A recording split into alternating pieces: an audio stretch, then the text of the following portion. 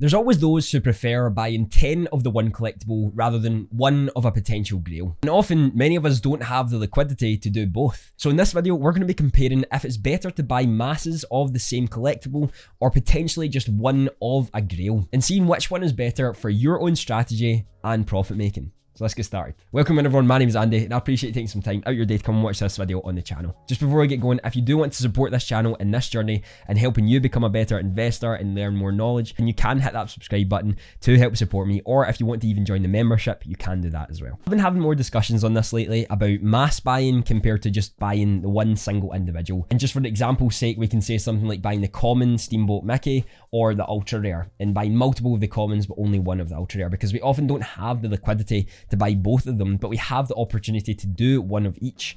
And it's always interesting to figure out which one works better for some people, which one works better in profit making. So I wanted to make this video to break down both the advantages, disadvantages of each, and discuss an example that we're getting right now to see which one would be better for you over the long run. And when it comes to mass buying, there already are a few advantages that you get from it. And one of the biggest ones is definitely less stress. I always feel that when you have one of something, you become a lot more stressed when things are moving either up or down, because you might want to sell at a certain price point, but you don't want to let go of one individual single thing. Whereas when you have 10 of something, it's really easy to let go of one when it gets to a price point that you're okay with selling with. If you bought something at 100 and it goes to 250, you'll still have 9 when you sell one for 250, and you've just 2.5x'd what you actually paid for it originally. So having more and actually mass buying something creates that sort of calmness when you've got things, because you're not worried about selling one and then that's all you've got. You have a plan for selling things at different price points. And that's what leads on to the sort of second advantage of doing it. That means you can dollar cost average at the selling of something. You have the potential to make the most percentage profit when it comes to things that you're selling off over periods of time. So if you see it rises to 250 and then 300, you sell one there, you sell one at 350, you sell one at 400, you're slowly rising up the prices that you're getting it at whilst getting the liquidity to buy something else that you're maybe really enjoying at the time that has just dropped. This allows you to have more power when it comes to it, and also if things like that are added in the future, something like utility for these certain things, you're going to have a lot of power moves when it comes to that. As you have 10 of one collectible, utility is added to all of them, the price often pumps up when that's the case, and again, you have the ability to make more money. There are of course disadvantages when it comes to mass buying, and the first one definitely is that the ultra rare, or the highest one that you can get in that set, can often see a big jump in prices when enough time has passed. In the beginning, they're quite close together. Sometimes there is going to be maybe a 2 or 3x from the common to the ultra rare, but they're usually fairly close. There's not a massive jump compared to something, and it usually works out in that favor. However, once we get 3 and 4 months down the line, sometimes that price can continue to rise, and one's not really rising at the same rate the highest one's at. This is because it is often seen as a grail, especially if it is seen as that, something like Spider-Man or Batman or anything like that, then those prices can often shoot up a lot higher than the commons would. Therefore, the mass buying there isn't going to get you the same profits as something like the ultra rare or a secret rare could potentially get you. Again, leads me on to it may not be seen as a grail. The common Spider-Man or the common Mickey Steamboat may be seen as potential grails, but most likely people are going to see the ultra rare or the secret rare is more of the actual grail of having something. It's like Marvel's Comic 1, it still is a grail in itself with the common, but the secret rare is what everyone is really after.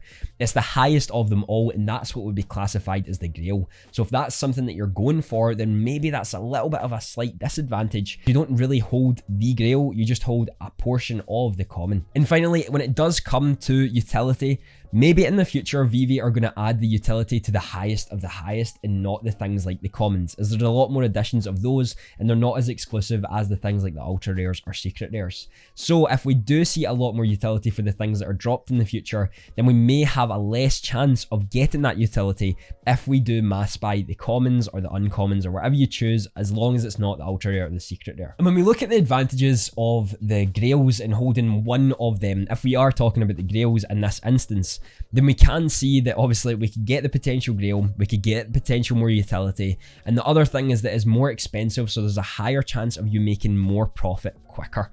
Because it's more expensive, the jump in prices are often different to the commons. So the common could maybe go from maybe 400 to 300, whereas the secret rares or the ultra rares can potentially go from 4,000 to 6,000 in the same amount of time. They have a higher chance of increasing quicker just because there's less of them on the market. But of course, there are disadvantages to holding just one of them, and that is a higher investment originally, especially if you don't choose to buy the same amount of commons as that would it cost for one ultra rare.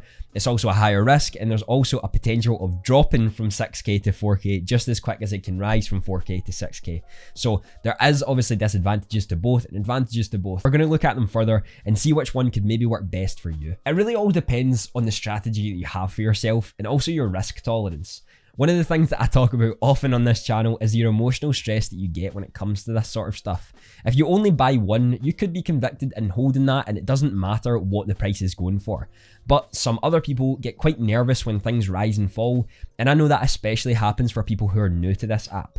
So when you're buying something and you see that it goes down a couple hundred gems, you start to panic, and a lot of people often sell off at these points. In a sort of panic sell, and then FOMO kicks in, and then all other stuff happens, and it just makes you lose, and it gets more stressed with what's going on. So when you buy 10 of something, it's a lot easier to let go of because you don't actually have to worry about only having one of those. So the investment's smaller, good profit here to increase your liquidity, but you're maybe just not taking the same level of risk as you would if you were to buy one of something. If your strategy is also sheerly for profit making, then it's most likely going to be the things like the ultra rares and secret rares that will make you the highest percentage profit in the quickest amount of time when it comes to that, adding to the liquidity that you have, the vault that you own, and more. So if you are someone who looks for sheer profit and you're okay with taking those risks, maybe it seems like the secret rare and ultra rares are going to be the way for you to go. But if you're someone who gets a lot more stressed, risk tolerance isn't actually that high, then maybe the mass buying route is the best way to go. I'm going to give you two different examples here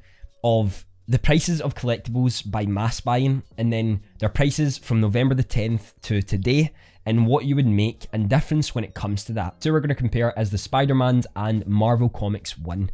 Now on November the 10th, the common Spider-Man was 90 gems. So let's say you bought 10 of those, which totaled around 900 gems. Today, they're worth 387 gems, so if you sold all of those, and we're not going to include tax here just for ease of use, you're going to get 3,870, which is a 2,970 gem profit. If we buy the ultra rare, back then it's costing 1,600 and now it's at 4,338 with a profit of 2,738. And finally, if we bought the secret rare at 12,500, it's now sitting at 32,800 with a 20,300 gem profit.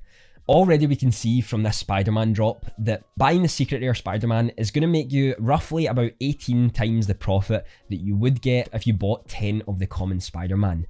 And this just goes to show the potential that this actually has to significantly increase in price if you're smart with your purchases and why you're purchasing certain things. Now I understand that most of you may not have 12.5 grand back in November the 10th to put into this for it to actually see this prices right now, but I just want to give you an example of what it can do and why. So for those of you who don't have those gems, then buying the commons is still an incredible way to go, as making 3,000 gem profit from roughly a 900 gem investment is incredible. The reason I'm going off on the 10 commons is because if you have the gems for the secret rare, you're most likely going to buy it. And you could buy 200-300 commons if you really had the gems to do so. But I just want to give you an understanding of the sort of 3 level of tiers and what you would get in return if you were to do so. Because we're sitting at 900 gems for the first one, then we're going to 1,600 gems for the ultra rare, and then finally 12.5k for the secret rare. So there is quite significant jumps, and I wanted to put them at price points that the majority could potentially get if they had those tiers when it came to the Spider-Man. But what if we move on to the comics and we go for Marvel's 1 comic? Well, November the 10th, the secret rare was sitting at around 29,000 gems, and today it's sitting around 29,000 gems. There isn't actually that much of a difference when it comes to it. But if we bring it back to the common, we can see that the common sat at around 48 gems back then. And if we were to buy 20 of those, we're sitting at around a 960 gem investment. Whereas today it sits at 200 gems, meaning if you sold those all, you would get 4,000 gems in total and around a 3,040 gem profit overall. So that means that going the mass buying route when it came to the common comics was actually the best way forward when it came to the profit in itself. So therefore, does that not mean that mass buying does work in some instances? Well, Yes, we've just showed exactly that it does. What does this mean for you then? What should you take from this, and what should you try to understand when it comes to it? Well, first of all, you should take note that it's not always guaranteed that if you mass buy something, or you buy something that's a secret rare or ultra rare, you're going to get the most profit back. However, we've got to look again at our own strategy and our risk tolerance. Something like Marvel's one secret rare comic is still something that I see being extremely significant over the long run, and easily surpassing 6-figure mark over the next coming years. But do we see the Marvel's one common comic doing the same, of reaching maybe a 5-figure mark over the next 5 and 6 years? Well, that's something that you're going to have to decide. And whether or not you're willing to put in that amount of money in order to buy something that hasn't actually moved in near enough 2 months from the same level that you could have purchased it at.